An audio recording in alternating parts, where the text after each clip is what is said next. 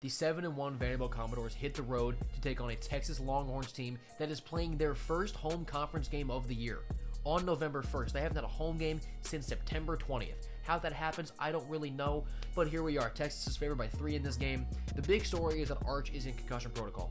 We don't know if he's going to play. Where I'm at with that, though, is I don't know if I really care. Arch Manning hasn't looked great. The offense is not good.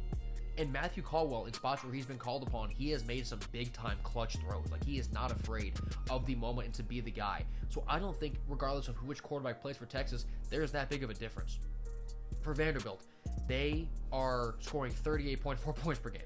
There's a lot of talk about how Pavia shouldn't be in the Heisman race. People want him to shut the hell up and because he has the audacity to be confident. Guys, he's leading a 7-1 team who's scoring almost 39 points per game. He has Vanderbilt in the top 10. You've got to let athletes have fun and dare to be confident. You just do. Because this offense is second in the SEC with those points per game. It's a damn good unit, and they do it mostly on the ground. They have 203.4 rushing yards per game.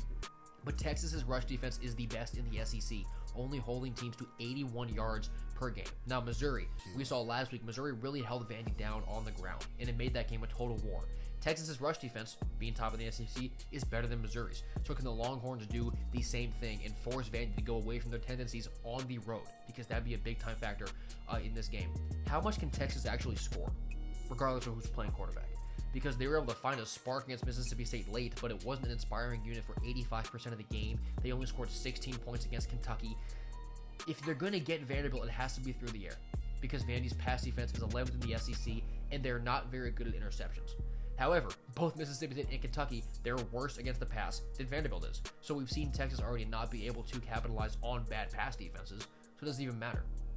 I think this game is going to be an absolute war. I'm not confident picking a side in the slightest. I think it's going to be a low-scoring game, a lot of defense, both teams trying to establish the running game, but I think both teams might struggle with that, which is why I think it'll be a low-scoring game. I'm going to lean Texas like 20-17. I could wake up on Friday or Saturday and flip this prediction, but I'll go Texas 20-17. Last time Vandy was on the road was at Bama. We saw Pavia have 2 turnovers and the offense couldn't get going. Maybe that happens again. We'll see, but I'll go Texas by a field goal.